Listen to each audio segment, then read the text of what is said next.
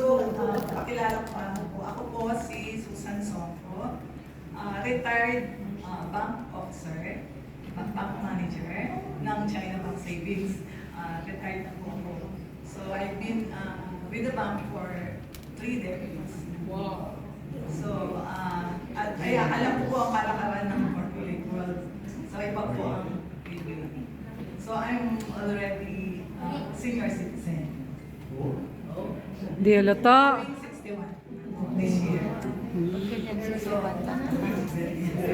I'm from Guago, Pampanga. Purely Kapampangan po. So, ikwento po kung paano ko nakilala ang freeway at ang 4-year Isenta.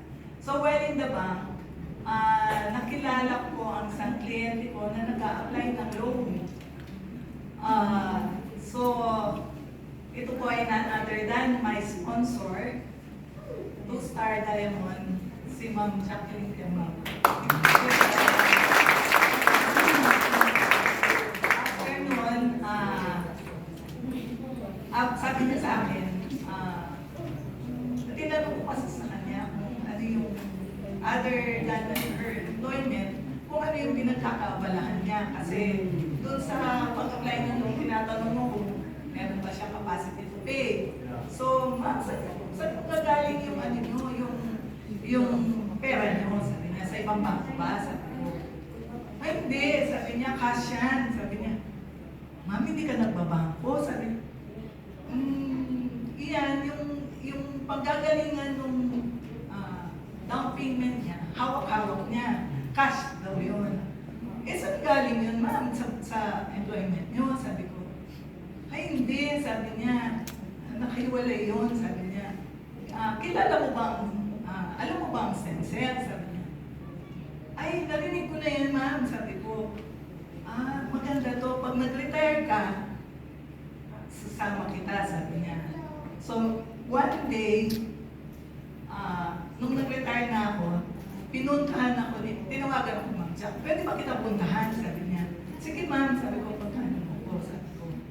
Doon na na-introduce, together with our coaches, Sir Rat Ribonsay, Star, and Ma'am Vivian Ribonsay. Sila po yung nag-explain sa akin nung 4th year. So, after nun, hindi pa po ako nag-join. So, syempre may curiosity-wise, ano ba yung magagawa sa akin? So, medyo kalakihan ko yung halaga, di ba? So, next time, tinawagan na naman ako ni ma'am. Ma'am, puntahan kita, sabi niya, sige. Ma'am, maganda to, may income dito, sabi niya. Okay, sabi ko. No? So, hindi naman nila totally na binanggit sa akin kung ano yung kitaan dito. Pero sinabi niya, maganda to. So, nag-iisip ako, ano kaya to, sabi ko. So, one day, sabi ni Ma'am Jack, punta ka sa event, sabi niya. Sa Grace Lane pa nun.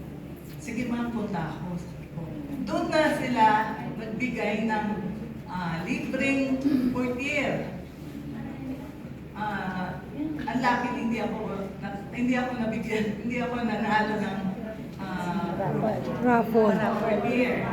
So pag uwi ko, sabi ko sa mami ko, ma, nagbigay sila ng 4th year. Kaso hindi ako nabigyan, sabi ko hindi ako nanalo.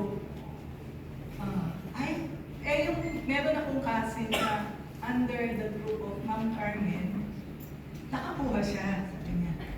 May nakuha siya, gusto mo ba? Sabi ko, ay tawagan mo, sabi niya. Bakit? Bibilin ko, sabi niya. Ganon, sabi ko, gusto mo talaga? Sabi ko, oo, sabi niya. Para siguro matry niya. So, nabanggit ko kina Ma'am Jack na gusto ng mami ko. Kasi my mother is a cancer patient. 11 years na, breast cancer. So, last year, parang nagkaroon siya ng bukol sa kidney. So, ayaw niya magpa-opera. Sabi niya sa akin, hindi pwedeng di ka maoperahan, sabi niya, kasi yung bukol lumalaki. Sabi niya, mamamatay na yata ako, sabi ng mami ko. Pa-opera ka na, sige, sabi ko sa kanya. Pero hindi pa kilala ang 4th year nun. Pwede tagal. Tapos, after ng operation, marami na siyang iniinda sakit kasi wala na rin siyang gallbladder, wala na rin siyang matres, marami na tatanggal sa kanya, wala na rin siyang right breast. So, hindi siya makatulog, sumasakit pa rin yung operation niya. Doon niya naisip siguro, ma, baka ito na yung solusyon, sabi ko. Sige, sabi ko, doon ako pumasok, nag-join ng Freeway. Bumili ako ng isang set, kahit mahal, inutang ko yun para lang makabili ng isang set. Doon na siya nag-umpisang uminom. After 2 months, 3 months, nakita ko na sumigla mami ko, na-correct yung tulog niya. Nagkagana na siyang kumain kasi hindi na siya masyadong kumakain nun eh. Kasi ang inaano niya, pag kinain niya, sumasakit yung tiyan niya. So, inaano niya, anong diferensya? Kung okay naman mga lab test, pero hinang-hina siya. Ayaw niya lumabas ng bahay.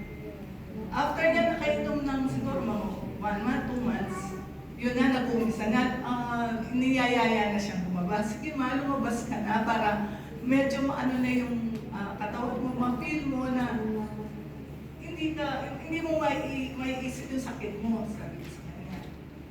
So, nung minsan, nagyaya na siya. So, nung nakakalabas na siya, after 3 months ng taping, nakakalabas na siya, namamasyal na siya, sinasama na siya ng mga friends niya. Hindi nga siya pupunta sa mga kainan kasi hindi niya makakain yung mga handa nila. Kasi ang kinakain lang niya, puro fish. Yung meat, madalang na madalang, tumitikim lang siya kasi nga dahil na minsan sumasakit ang tiyan niya. So, nung okay na siya, sige ba, kain na, kahit na sabi ko, total, umiinom ka naman ng 4th year. Okay ka na niyan, sabi ko, wag mo lang pigilan, sabi ko. Ba, minsan isang araw, nagyaya na siya mag-mall. Wow. Ay, sabi ko, hindi siya napagod, namili siya ng damit. Nagsukat na nagsukat. Ako yatang napagod, sabi ko. Kasi, inikot namin yung buong Pampanga, magsasara na. Nandun pa kami. Sabi ko sa kanya, wow, ang galing ng 4th year. Hindi siya napagod, hindi siya nagugutom. Pero pagkatapos nun, sabi niya, nagugutom ako. Hindi ka ba naman magugutom? Naikot mo yung buong SM Pampanga. Sabi sa kanya. Haluang ng isa. Ayun, hanggang ngayon, nagtitake siya, malakas siya. 81 years old. Wow!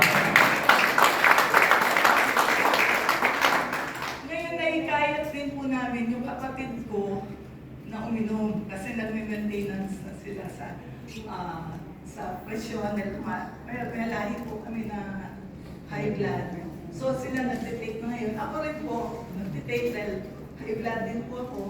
Tsaka may asthma po ako. Nung nag-take po ako, after 2 days lang, sinipon ako.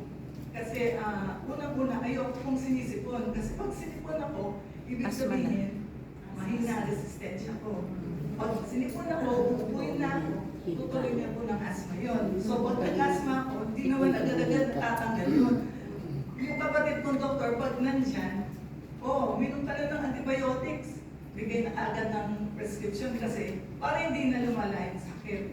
Pero sa 4th year, nung pagkainom ko po, after 3 days, wala lahat ng simptomas. Ang galing naman siya.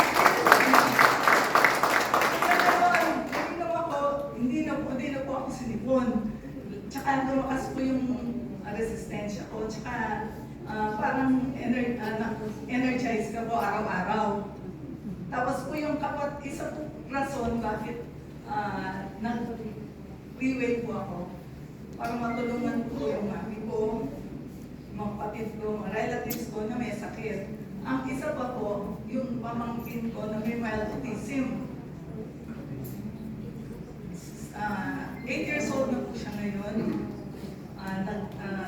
Nag-therapy po siya. So, hirap na hirap po kami magpainom ng gamot at magpakain sa kanya.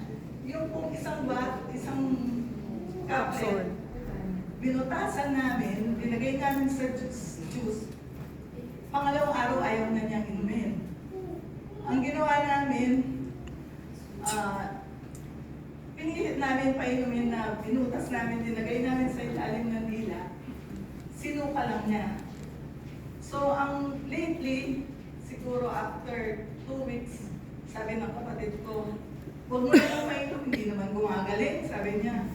Hindi, subukan natin, tignan mo, bumalik na naman siya sa dati. Medyo, ang ano po kasi, ano siya, pag nagwawala, pag hindi niya nakukuha yung May gusto niya, tantrums. kaya meron siya gusto na hindi niya ilabas. Ganun yung isa kong apo. Painumin na natin ng Burkiatlet, sabi ko. Paano mo painumin? Hirap na hirap tayo magpainom sa kanya. Sabi niya, subukan mo ulit ngayon, baka pwede na siyang mainom. Do you want to take medicine? Sabi niya. Yes, sabi ng bata. Paano painumin? Sige, bigay mo sa kanya. Eh, alam ng bata kung ano yung medicine. Kinuha niya yung tablet. Dinunok niya, walang tubig. O, sabi ko sa'yo, may inom niya. Ininom niya. 1 month na po siyang umiinom. So, yung ano niya, medyo na bawasan po yung mga tantrums niya. So, sabi ko, tuloy-tuloy lang.